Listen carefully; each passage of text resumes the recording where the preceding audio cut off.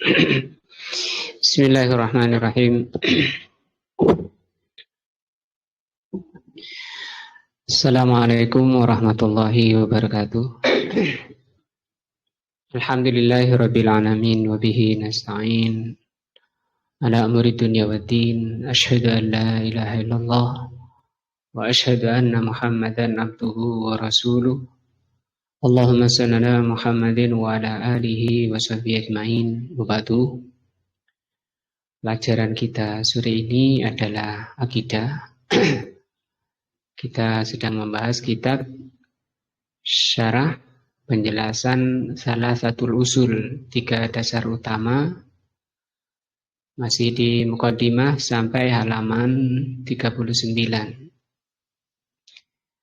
Perkataan beliau, Al-Imam Muhammad bin Abdul Wahhab berkata, wa a'dhamu ma amarallahu bihi at-tauhidu.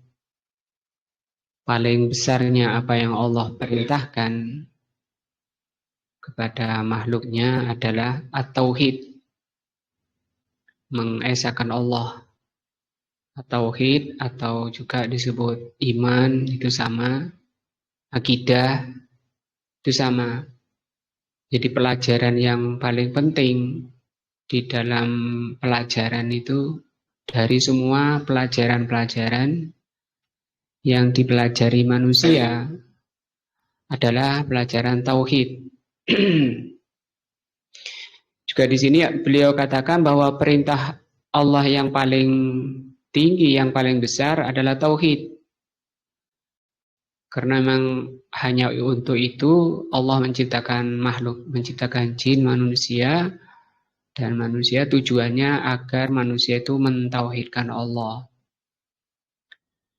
Apa itu tauhid? Kata beliau, ifradullahi bil ibadah, mengesahkan Allah dengan ibadah. Sudah berlalu pembahasannya.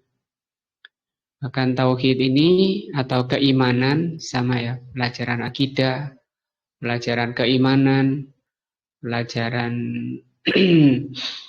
tauhid itu sama.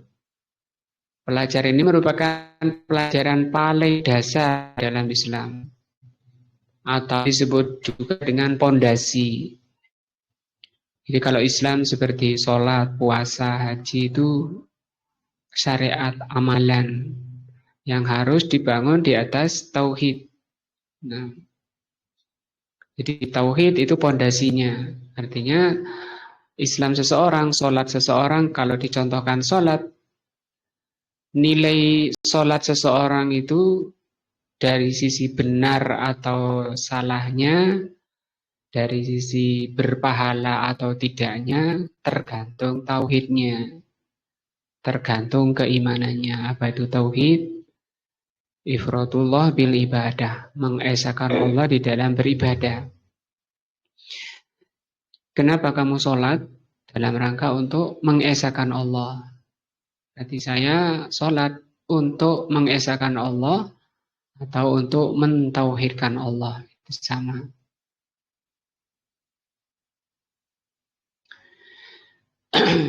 Apa itu tauhid? Sudah dibahas pertemuan yang lalu.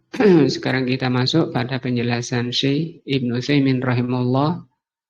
Wa anwa'ut tauhid. Dan macam-macam tauhid, salah satu ada 3. Artinya kalau kita mau mentauhidkan Allah, bagaimana caranya mentauhidkan Allah? Itu dengan kesimpulannya, pokoknya itu 3. Jadi tauhid dibagi menjadi 3, atau pokok pondasi 3 ini. Al-awwalu, yang pertama, tauhidur rububiyati, tauhid rububiyah. Ini dari kata Rob. Rob itu menjadi rububiyah.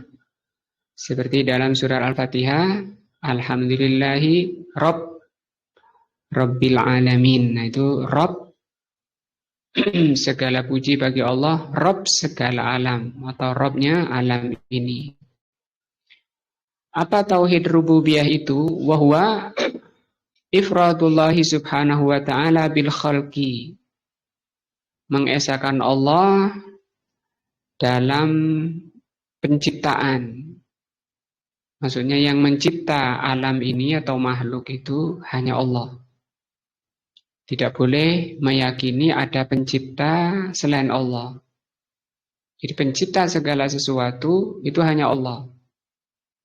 Walaupun orang misalnya membuat kursi dari kayu misalnya, maka hakikat penciptanya adalah Allah. Kalau tukang mebel itu hanya merubah sebenarnya. Merubah dari bahan satu ke bahan lainnya. Juga yang memberikan ilham ke otak tukang mebel itu membuat meja itu seperti ini. Itu ilham dari mana? Dari Allah. Juga tenaga untuk bisa orang itu memaku, bisa menghaluskan kayu. Nah, itu tenaganya siapa yang memberi? Itu Allah Azza wa Jalla. Nah, tauhid rububiyah itu meliputi 3 perkara, yaitu yang pertama mentauhidkan Allah dalam penciptaan, wal milki dan kepemilikan, wat tadbiri dan yang mengurus. Ada 3.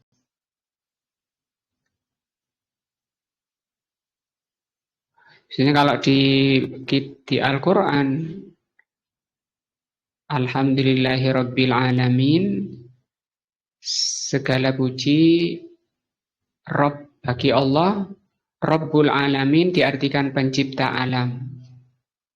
Rabbul alamin kalau di Quran terjemah diartikan pencipta alam. Maka itu terjemah yang seperti itu masih kurang sempurna, karena Rabb itu maknanya 3. Apa tadi? Penciptaan, pemilikan, dan kepengurusan atau pengurusan. Tidak ada yang mencipta alam ini kecuali Allah. Tidak ada yang memiliki alam ini kecuali Allah. Tidak ada yang mengurusi alam ini kecuali Allah Azza wa Jalla. Itu namanya tauhid rububiyah.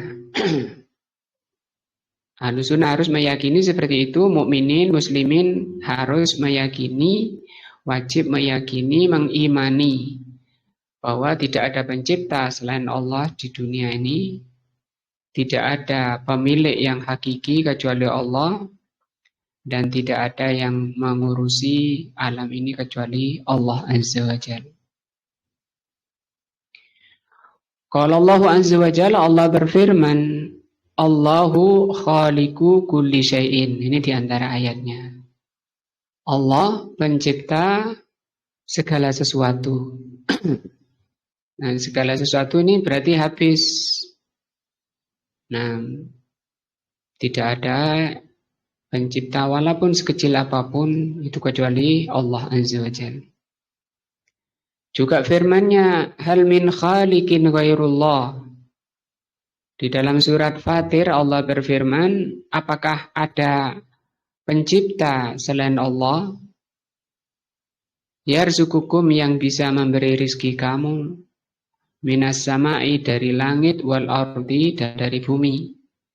La ilaha illa huwa, maka tidak ada sesembahan kecuali Dia.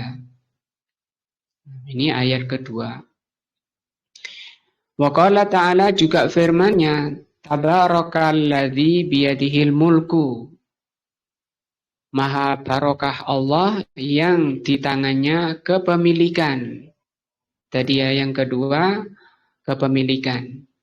Yang memiliki alam ini sebenarnya hanya Allah. Hakikatnya hanya Allah. Kepemilikan Allah itu mutlak. Tidak dibatasi. Kalau kita sebenarnya walaupun kita memiliki diri kita, itu tidak mutlak, terbatas. Tidak bisa seenaknya kita memakainya. Kita punya mata, tapi nggak bisa mengatakan, ini mata-mata saya, mau saya lihat apa saja, terserah saya. Itu nggak bisa. Di sana masih ada aturan-aturan pemakaian dari pemilik yang hakiki. Tidak boleh mata walaupun di kepala kamu dipakai seenaknya. Harus tunduk pada ketentuan Allah. Demikian juga yang seluruhnya. Anggota badan, tangan, tidak bisa mengatakan ini tangan-tangan saya, kaki-kaki saya, terserah saya, nggak bisa. Karena pemilik yang hakiki itu hanya Allah. Di sini Allah katakan, Tabarakalladzi biyadihil mulku. Di tangannya lah kepemilikan. Demikian juga harta, kita punya harta sini situ. Itu harta juga hakikatnya milik Allah. Mau Allah ambil, mau Allah berikan, itu terserah Allah. Kalau toh misalnya itu diberikan kepadamu, nggak bisa seenaknya kemudian kita memakainya harta itu. Kenapa kita nggak bebas memakainya? Karena bukan pemilik yang mutlak. Nah, itu definisi apa tadi? Pengertian dari rububiyah. Wa huwa ala kulli syai'in qadir. Allah itu maha kuasa terhadap segala sesuatu. Tidak ada yang bisa melemahkan Allah, tidak ada yang bisa menghalangi apa yang Allah kehendaki. Apa yang Allah inginkan, Allah bisa menciptakan, Allah bisa mewujudkan. Maka semua yang ada ini itu karena Allah menghendaki ada. Lah yang nggak ada ya karena Allah menghendaki tidak ada. Nah, wa qala ta'ala, Allah Subhanahu wa taala berfirman di ayat lain surat Al-A'raf ayat 54, ala lahul khalqu wal amru. Ketahuilah hanya Allah mencipta itu. Pencipta itu hanya Allah. Al-khalqu itu mencipta. Ketahuilah hanya Allah mencipta. Wal amru dan memerintah. Di sini sudah karena ini merupakan dasar ya. Kenapa kita kalau kita beribadah kepada Allah itu berarti menjalankan perintah. Maka siapa yang berhak memerintah makhluk itu? Hanya Allah yang berhak memerintah. Yang membuat perintah, yang membuat aturan itu hanya Allah. Kenapa? Karena Allah itu pencipta segala sesuatu, pemilik segala sesuatu, dan pengurus segala sesuatu. Makanya di sini kalau Allah dibuat satu ayat pendek, ala lahul khalqu, ketahuilah hanya Allah yang mencipta dan hanya Allah yang memerintah. Nah, yang memerintah. Kalau ada Tuhan-Tuhan selain Allah, maka dia tidak berhak memerintah. Kenapa? Karena dia tidak bisa mencipta. Tabarakallahu Rabbul Alamin. Maha barokah Allah Rabbul Alamin. Tadi di terjemahnya diartikan apa? Pencipta alam. Padahal maknanya itu tiga. Pencipta, pemilik, dan pengurus. Demikian juga yang mengurusi. Tadi mencipta sudah. Lebih jelas lagi Allah terangkan ya di dalam surat Al-Hajj. Kita lihat dalam surat Al-Hajj.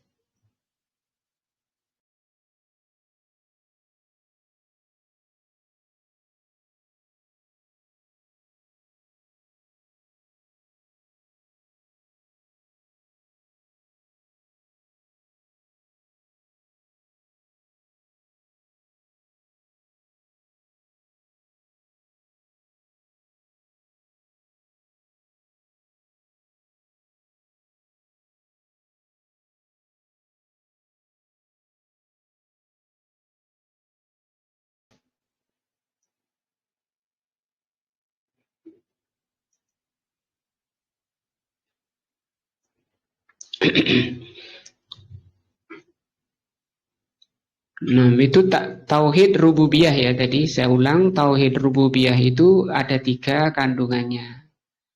Meyakini bahwa hanya Allah pencipta alam. Ini membantah orang yang mengatakan di alam ini ada yang mengatur dari selain Allah. Atau ada yang mencipta dari selain Allah. Yaitu yang disebut dengan al-aktob. Aktob itu jamak daripada kutub. yang dimaksud wali kutub. Jadi wali kutub ini ada kutub selatan, kutub utara, ada 4 kutub ya. Barat dan timur itu setiap waktu tertentu mereka berkumpul, musyawarah, mau menentukan mau diapakan alam ini. Itu di yang ketiga tapi ini ya, yang mengurus alam ini, mengatur alam ini, yang tadbir. Tapi kalau penciptaan, barang siapa yang meyakini ada pencipta selain Allah, itu juga bisa syirik, seperti meyakini seperti ucapan dari Fir'aun, ana rabbukumul a'la, aku Tuhanmu yang paling tinggi, pencipta alam. Meyakini bahwa ada pencipta selain Allah itu kufur. Wal milku yang kedua tadi, rububiyah itu meyakini tidak ada pemilik yang hakiki kecuali Allah, yang mutlak kecuali Allah, dan yang ketiga tidak ada yang mengurusi alam ini kecuali Allah. Itu namanya tauhid rububiyah. Tauhid rububiyah ini tidak menentukan orang itu baik dan buruk. Karena orang-orang di alam ini, manusia di alam ini semua meyakini bahwa pencipta alam ini adalah Allah. Orang Hindu, orang Kristen, Buddha, orang Yahudi, Muslim, semua meyakini pencipta alam ini Allah. Nah, yang kedua namanya tauhidul uluhiyah. Ini tauhid yang kedua. Tauhid uluhiyah wahwa adalah ifradullah subhanahu wa ta'ala bil ibadah. Mentauhidkan Allah dengan ibadah. Jadi ibadah misalnya sholat, itu ibadah. Kenapa kamu sholat? Untuk mentauhidkan Allah. Kenapa beribadah hanya kepada Allah? Karena Allah yang mencipta tadi di atas ya. Karena Allah itu Rabbul Alamin. Pencipta alam, pemilik alam, pengurus alam, itu hanya Allah.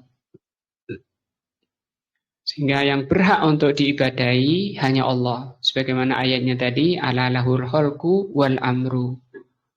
Hanya milik Allah, hanya hak Allah mencipta dan memerintah. Di antara perintahnya, perintah Allah adalah sholat. Aqimis sholah, kata Allah. Tegakkan sholat. Wa aqimis sholata lidzikri. Tegakkan sholat untuk mengingatku. Maka menegakkan sholat itu dalam rangka mengesahkan Allah atau menyembah kepada Allah yang disebut dengan tauhid uluhiyah. Apa tauhid uluhiyah itu? Mengesahkan Allah dengan ibadah, dengan sholat dan lain-lainnya, ngaji, taklim itu ibadah. Dan itu hanya hak Allah, diibadahi itu hanya hak Allah. Gak boleh kita beribadah atau menyembah, berdoa, misalnya meminta kepada selain Allah. Itu syirik nanti. Kenapa mereka tidak berhak diibadahi? Karena mereka tidak mencipta. Nah, ini tauhid yang kedua. Bi'alla yattahidu atau yattahidal insanu ma'allahi ahadan ya'buduhu. Dengan cara manusia tidak menjadikan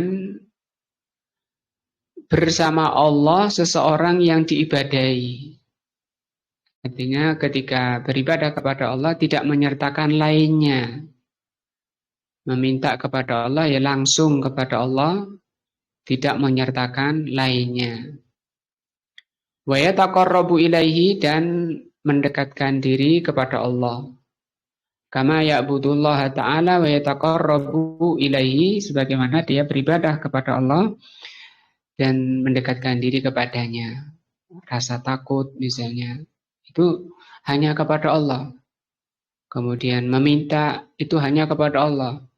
Adapun kalau orang minta ke kuburan, minta ke punden-punden, minta ke dukun-dukun, nah itu syirik, keluar dari tauhid.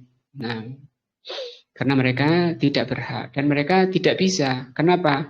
Karena yang mengatur alam itu hanya Allah. Misalnya Allah menghendaki orang ini sakit, maka pasti dia sakit. Ketika Allah menghendaki orang ini sembuh, maka orang itu pasti sembuh. Walaupun orangnya misalnya yang sakit itu anaknya, orang tuanya sudah keliling ke sana sini, seluruh dukun sudah dihabiskan. Obat-obat, dokter-dokter sudah didatangi semua. Kalau Allah tidak menghendaki, itu tidak bisa sembuh. Kenapa? Karena Allah itu pengurus seluruh alam. Yang disebut tadbir tadi. Nah, jadi tauhid yang kedua, tauhid uluhiyah. Dari tauhid yang kedua inilah menjadi pembeda antara orang yang beriman dan selainnya. Selain iman itu, lainnya iman itu orangnya kafir. Nah, kalau orang tidak beriman disebut kafir. Maka pembeda antara orang beriman dan orang kafir di tauhid yang kedua. Kalau meyakini Allah pencipta, Allah pemilik alam, Allah pengurus alam, ini orang-orang kafir pun seperti itu keyakinannya. Tapi mereka kan tidak mau beribadah kepada Allah. Tidak mengimani rukun iman yang 6. Tidak mau sholat, tidak haji, tidak sedekah, tidak zakat, dan seterusnya. Tidak puasa. Nah, maka dari sini pelaksanaan tauhid uluhiyah inilah yang dituju oleh Allah Subhanahu wa taala, diturunkannya, diutusnya para rasul, diturunkannya kitab-kitab untuk mengajak makhluknya, mengajak manusia untuk mentauhidkan Allah, yaitu tauhid uluhiyah. Kalau tauhid rububiyah, tauhid pertama tadi, yang mencipta, yang memiliki, dan yang mengurusi alam ini, itu perbuatan Allah. Tapi tauhid uluhiyah ini perbuatan makhluk kepada Allah. Bergantungnya hati hanya kepada Allah. Itu namanya uluhiyah. Berharap hanya kepada Allah. Tawakal hanya kepada Allah. Takut hanya kepada Allah. Itu namanya uluhiyah. Itu kan perbuatan hamba. Kalau kita mentauhidkan ini, maka itu mukmin namanya. Kita tidak berharap kepada selain Allah. Kita menginginkan berdoa, kita berdoa hanya kepada Allah. Maka kalau orang sampai mengatakan saya lebih khusyuk kalau sholat di masjid yang ada kuburannya. Kenapa kok sampai seperti itu? Karena di sana ada orang-orang yang dicintai oleh Allah. Terus ya lebih sreg, hati itu lebih mantap kalau ibadah itu bersama orang-orang soleh. Gitu ya. Nah ini sudah terperangkap dia kepada kesyirikan. Berarti dia menyertakan orang-orang soleh kepada Allah. Padahal ibadah itu harus murni, ikhlas hanya kepada Allah saja.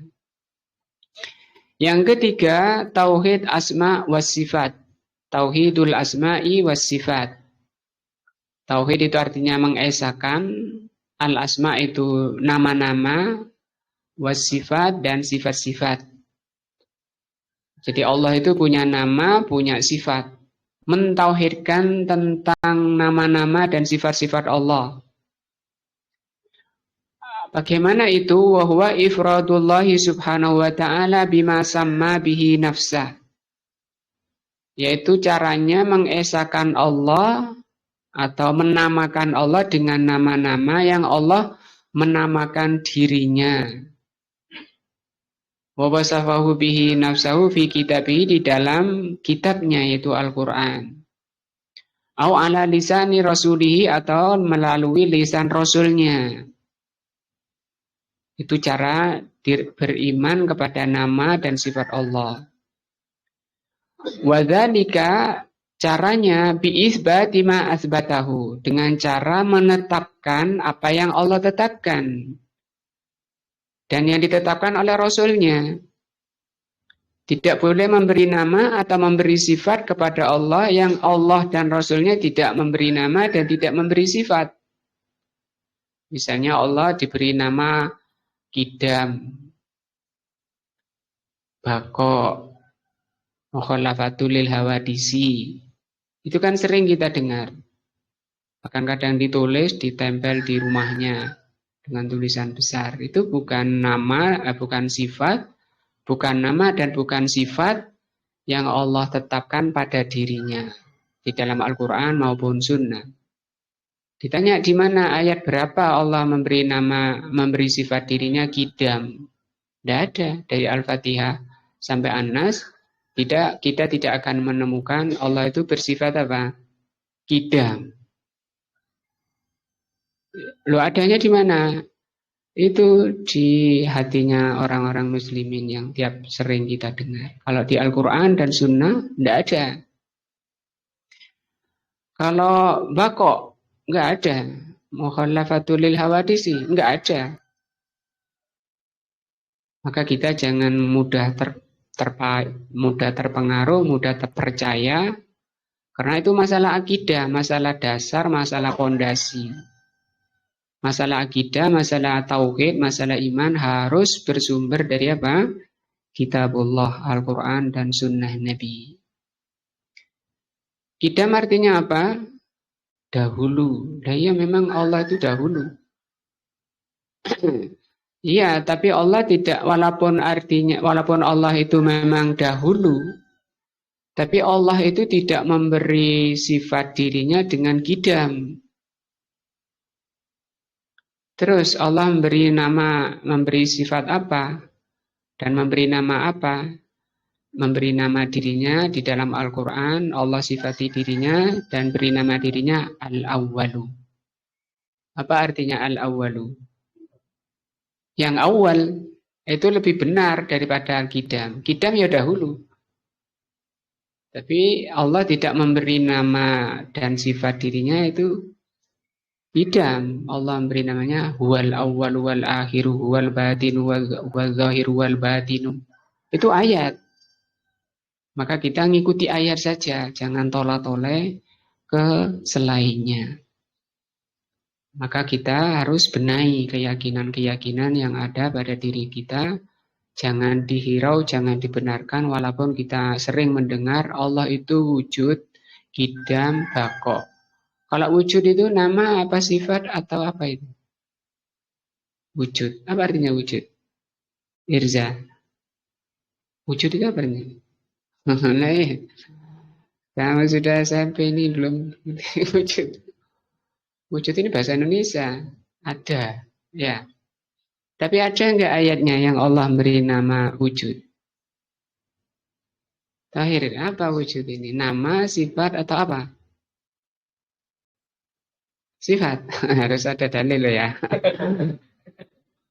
Nah. Kembali ke qidam tadi. Qidam artinya dahulu. Kenapa Allah Subhanahu wa taala tidak menggunakan qidam di dalam ayat dan hadis? Ya, Rasulullah juga tidak, kalau kita buka hadis-hadis tidak ditemukan bahwa Allah memberi nama dirinya itu qidam. Ayat dan hadis tidak ada. Nah, pertama kita buang itu. Kita nolak, tidak boleh meyakini. Karena kaidah di dalam kita memberi nama dan sifat Allah harus bersih dari kemungkinan makna jelek. Itu kaidahnya. Ketika kita mau memberi nama, satu harus jelas dalil di Al-Quran atau hadis. Itu dasar kita memberi nama. Kedua, nama-nama ayat dan hadis yang sudah jelas tadi tidak boleh bermakna jelek atau kemungkinan jelek. Ya, seperti tadi qidam. Qidam itu artinya dahulu. Tapi itu bisa bermakna jelek. Contohnya apa? Daun kelapa yang sudah jatuh, itu namanya qidam, dahulu. Yang sudah nggak kepake. Atau kalau barang-barang itu rongsokan. Tahu rongsokan, Pak Andora?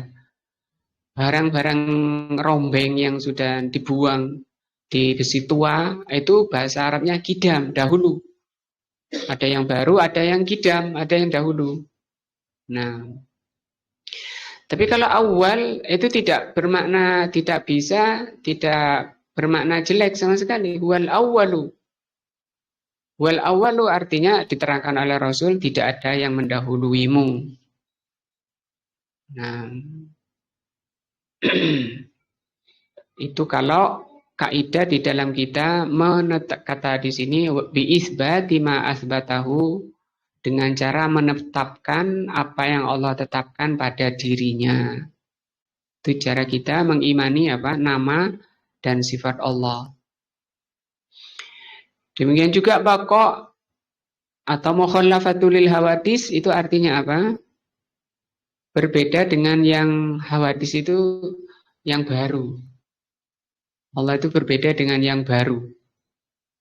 Kemudian dikatakan, ditulis di temboknya dengan besar, Allah itu punya sifat mukhallafatul lil hawadis. Mana dalilnya? Tidak ada. Ayat hadis itu tidak ada. Kan memang Allah itu berbeda dengan makhluk. Iya, tapi tidak, Allah itu memang berbeda dengan makhluknya, dengan suatu yang baru. Tapi Allah tidak memberi nama, tidak mensifati dirinya dengan mukhallafatul lil hawadis. Allah memberi nama dan sifat walaisa kamitslihi syai'un. Tidak ada sesuatu pun yang serupa dengan Allah. Kalau itu ayat, maknanya hampir sama, tapi tidak maknanya sama. Tapi kalau yang mukhallafatul lil hawadis ini, satu bukan dari Allah, kedua bukan dari Rasulnya. Dari sisi makna tidak setinggi makna laisa kamitslihi syai'un wa huwas samiul alim. Seperti juga makar ya. Apa artinya makar? Tipu daya ya. Kan banyak itu ayat. Wa makaru, mereka berbuat makar. Wa makarallah. Dan Allah juga punya makar. Mereka membuat tipu daya dan mereka membuat tipu daya dan Allah membalas tipu daya. Allah juga berbuat tipu daya. Sekarang di ayatnya wa makaru wa makarallah. Mereka membuat makar, Allah juga berbuat makar. Maka makar di situ tidak menjadi nama dan tidak menjadi sifat. Kalau kita cari ayat tentang nama Allah dan sifat Allah di yang 99 atau lainnya, itu tidak ada. Allah tidak punya nama makir. Makir itu yang berbuat makar. Atau di Al-Baqarah di awal, yukhadi'unallah. Ya. Gimana itu ayatnya? Yukhadi'unallah. Allah itu membalas tipu daya mereka. Nah, maka Allah Subhanahu wa taala tidak disifati dengan khadi', tidak ada. Kalau kita pelajari nama dan sifat Allah itu, Allah bersifat makir atau khadi'. Kenapa? Karena di situ makar itu masih bermakna tidak murni baik. Itu makar itu hanya untuk membalas tipu daya orang yang berbuat tipu daya. Adapun kalau nama dan sifat Allah harus murni, bermakna tidak ambigu, bahasanya tidak ada makna jeleknya sama sekali. Jadi ini caranya. Ahlus sunnah wal jamaah, kalau ngaku ahlus sunnah wal jamaah, cara mengimani nama dan sifat Allah itu sudah diterangkan oleh Allah dan Rasulnya di dalam Al-Quran dan As-Sunnah. Caranya, bi'ithbati ma asbatahu, dengan cara menetapkan apa yang Allah tetapkan. Sudah ada, para ulama sudah mengumpulkan yang 99 nama itu sudah dikumpulkan. Bahkan yang lainnya dari hadis-hadis sahih. Wa nafyu ma nafahu, dan meniadakan apa yang Allah tiadakan, nama dan sifat itu. Yang Allah tiadakan dari dirinya kita tiadakan, begitu caranya. Seperti apa? Sinah di surat Al-Baqarah ayat kursi. Allahu la ilaha illa huwal hayyul qayyum. Hayyul Qayyum itu sifat musbit, sifat yang Allah tetapkan. Tapi la ta'khudhuhu sinatun wala naum. Allah itu tidak sinah, ngantuk, dan tidak tidur. Nah, di situ Allah meniadakan dari dirinya sifat apa? Ngantuk dan tidur. Maka kita tiadakan yang disebut dengan sifat salbiyah. Salbiyah itu yang dicabut dari Allah. Maka kita tiadakan sifat ngantuk pada Allah. Kita tiadakan, kita cabut dari Allah sifat tidur. Bagaimana kalau Allah itu tidur atau ngantuk? Sementara Allah yang menjaga langit ini nggak sampai jatuh ke dunia. Nah, kalau kita saja pegang apa benda di tangan kita ngantuk, jatuh. Nah, maka Allah itu tidak ngantuk. Dan sifat nafi yang Allah, sifat peniadaan, nafi itu sifat yang dicabut dari Allah. Sifat yang ditiadakan oleh Allah dari dirinya itu harus mengandung kesempurnaan dari lawannya. Ketika Allah tiadakan sifat ngantuk pada dirinya, itu bermakna kesempurnaan dari lawannya. Apa lawannya ngantuk? Jaga. Begitu. Tidak sekedar ngantuk saja. Tapi mengandung sifat yang ditiadakan oleh Allah dari dirinya itu bukan hanya ngilangi ngantuk saja, tapi bermakna semakin sempurnanya lawan dari sifat yang ditiadakan yaitu ngantuk. Berarti Allah itu selalu apa? Jaga. Selalu waspada. Nah, caranya gimana tadi? Menetapkan apa yang Allah tetapkan pada dirinya, meniadakan apa yang Allah tiadakan pada dirinya. Ya, ini cara beriman kepada nama dan sifat Allah. Karena banyak di sekolah-sekolah mulai TK mungkin sudah dihafalkan Allah wujud, qidam, baqo, dan seterusnya. Apa itu Pak Guru? Kata anak TK. Bu guru kalau TK ya nggak ada ya. Guru laki TK itu jarang ya. Nggak ada ya, cewek semua ya.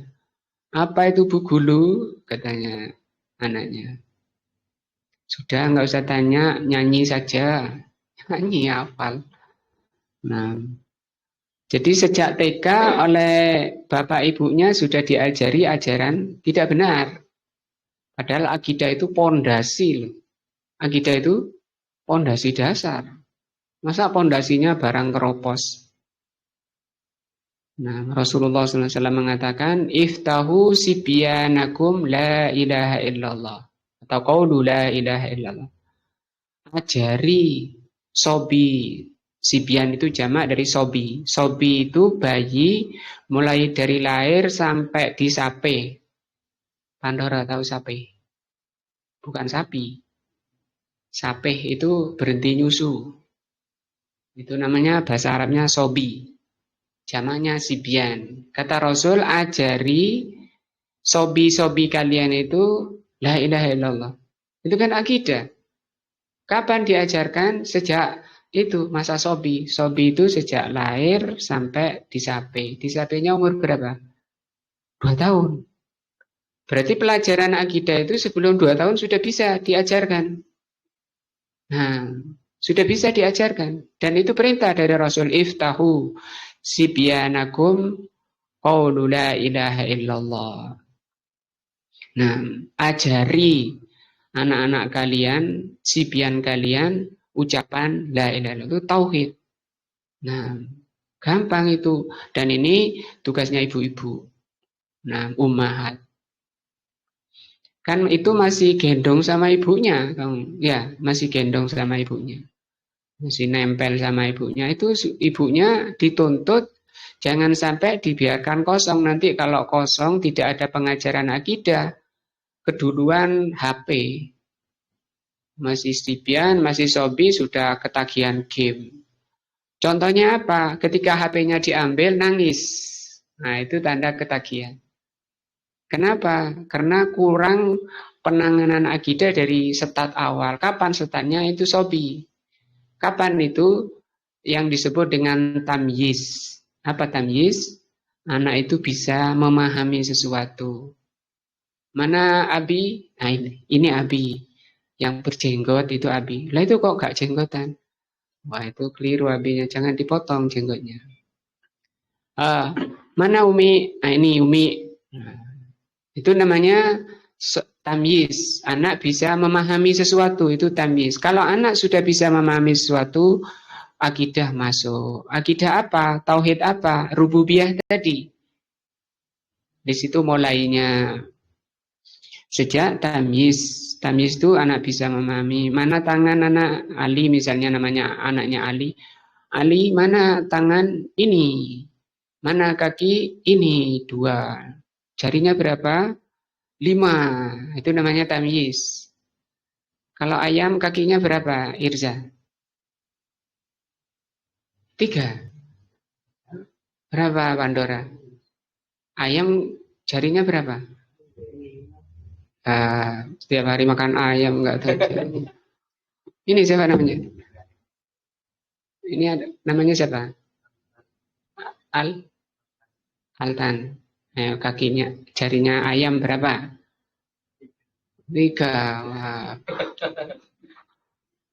Makan tok ya, nggak pernah ngitung kaki. Padahal suka ceker pedes ya. Oh, nggak suka. Punya jempol apa enggak? Pandora. Ayam punya jempol apa enggak? Enggak punya. Kakinya, jarinya ayam itu 4. Dan dia tidak punya jempol karena gunanya cuma untuk menahan dirinya. Nah, anaknya kan habis belanja, uminya mau masak ceker. Ini apa Umi? Itu ceker. Cekernya apa? Ayam. Nah, kalau ini ceker burung misalnya. Burung itu yang gimana, Umi? Yang terbang itu namanya burung. Belum bisa bunyi R, masih tamyiz. Bulung. Nah. Kalau burung itu bertelur apa beranak? Tahir. Kenapa enggak beranak? Kenapa ini yang bikin pusing ya? Nah, kalau beranak dia hamil, berat nanti kalau hamil, terbangnya nanti berat. Nah, kalau tadi kenapa jarinya ayam cuma 4? Karena dia tidak nulis. Nulis enggak ayam? Nah, dan tidak jahit. Nah, tidak perlu jahit karena dia sudah punya baju yang abadi, tidak ganti-ganti. Gitu kalau ditanya Bu Gulu.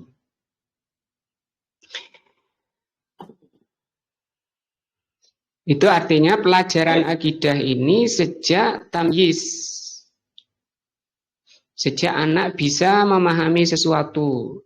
Dan itu nggak boleh orang tua lalai, anak kosong, karena fitrah akidah itu, fitrah tauhid itu sudah Allah tetapkan belum lahir. Kata Allah, alastu bi rabbikum, itu yang ditanya ruh, belum lahir itu. Apakah kalian meyakini, menyaksikan saya ini pencipta kamu, pemilik kamu, dan pengurus kamu? Maka roh itu menjawab, qalu bala syahidna. Iya ya Allah, kami menyaksikan bahwa engkau pencipta kami, engkau pemilik kami, dan engkau pengurus kami. Nah, begitu lahir, begitu tamyiz, dilanjut, jangan dibiarkan kosong.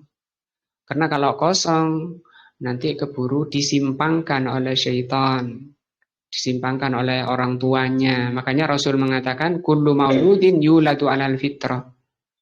Setiap anak itu lahir di atas fitrah, fitrah tauhid.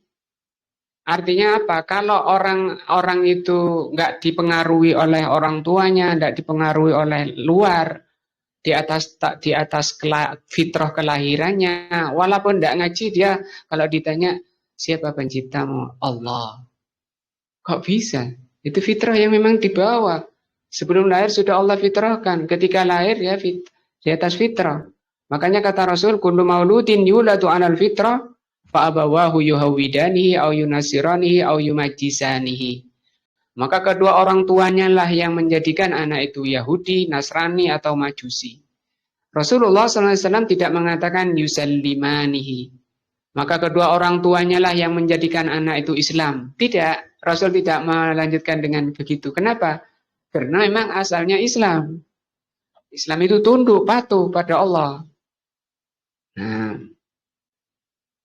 kemudian setelah agak besar, lepas dari sape, sampai balik itu bahasa Arabnya gulam.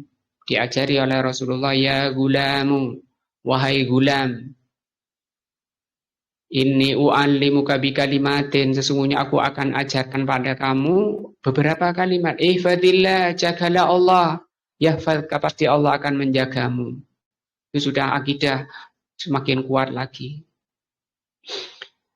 Jadi tadi dimulai dari tamyiz, dengan sederhananya ibunya harus mengajari seperti itu. Dari anggota badannya, nggak usah cari buku, dari anggota badannya sudah pelajaran akidah sudah banyak di anggota badannya sendiri.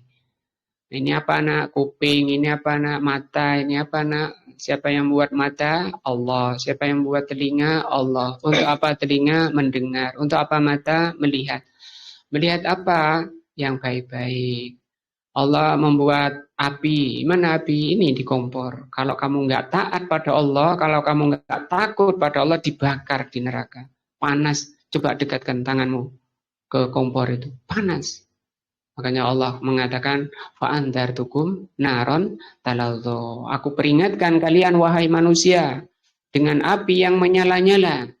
Agar kalian takut kepada Allah, takut kepada neraka Allah. Wattaqunar, takutlah kalian kepada neraka. Waquduhan nas wal hijarah allati waquduhan nas wal hijarah. Yang neraka itu bahan bakarnya adalah manusia dan batu. Ya. Dan kenapa manusia itu ketika mau makan harus masak dulu? Kenapa manusia kalau mau makan masak dulu? Karena di sana banyak sekali pelajaran-pelajaran ayat-ayat Allah. Kenapa singa kalau mau makan, buaya kalau mau makan mangsanya nggak dimasak? Langsung santap mentah. Itu diantaranya. Hewan tidak perlu peringatan, tidak perlu nasihat. Yang perlu dinasihati itu adalah manusia dengan api yang menyala-nyala. Sehingga manusia harus selalu diingatkan dengan api, sehingga dia menyalakan kompor terus. Terutama ibu-ibu yang masak kan ibu-ibu ini. Tapi kata Rasulullah, kumtu abwaban nar. Aku pernah berdiri di pintu neraka, fara'aitu aktsara ahliha an-nisa.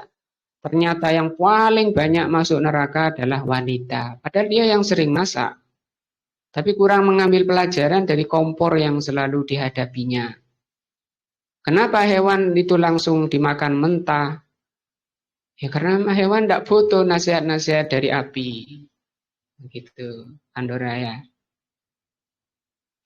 Kita lanjut di kitabnya. Cara mengimani nama dan sifat Allah adalah dengan menetapkan apa yang Allah tetapkan, meniadakan apa yang Allah tiadakan dari dirinya. Kata beliau, min ghairi tahrifin, tanpa ditahrif. Ditahrif itu maknanya diselewengkan. Misalnya Allah katakan, yadullah, Allah itu punya tangan. Atau di ayat lain Allah katakan bal yadahu mabsuutatan, bahkan kedua tangan Allah itu terbuka. Ayatnya menjelaskan bahwa Allah itu punya dua tangan. Oh itu bukan dua tangan maksudnya. Maknanya bukan dua tangan. Masa Allah punya tangan? Iya, kita meyakini. Ahlus sunnah meyakini Allah itu punya dua tangan, kanan dan kiri. Hanya saja tangan Allah tidak sama dengan tangan makhluknya karena Allah itu laisa kamitslihi syai'un wa huwas samiul basir. Maka tidak boleh itu tangan itu maksudnya maknanya itu eh, maknanya itu kekuasaan Allah bukan tangan, sehingga dia tidak meyakini Allah punya tangan. Itu namanya apa? Tahrif. Tidak boleh ditahrif. Terus diyakini bagaimana? Sebagaimana adanya itu. Tafsirnya ya bacaannya. Tafsirnya ya bacaannya. Wala taktil, yang kedua tidak boleh taktil. Taktil itu ditolak. Ditolak tadi tidak mau meyakini Allah punya tangan misalnya. Itu namanya taktil. Yang ketiga tanpa ditakyif. Takyif itu ditanya bagaimananya. Bagaimana sih tangan Allah? Itu sehingga orangnya itu ketika menjawab ditakif itu dibagaimanakan. Maksudnya dibagaimanakan itu dibegini-beginikan. Tangan Allah itu begini loh. Jari misalnya. Tulangnya, ada timnya, ada darahnya. Nah, itu membeginikan. Allah itu namanya takyif. Dari mana bahwa tangan Allah, jari Allah itu 5, bahwa jari Allah itu ada tulangnya, bahwa jari ada, nggak ada dalil.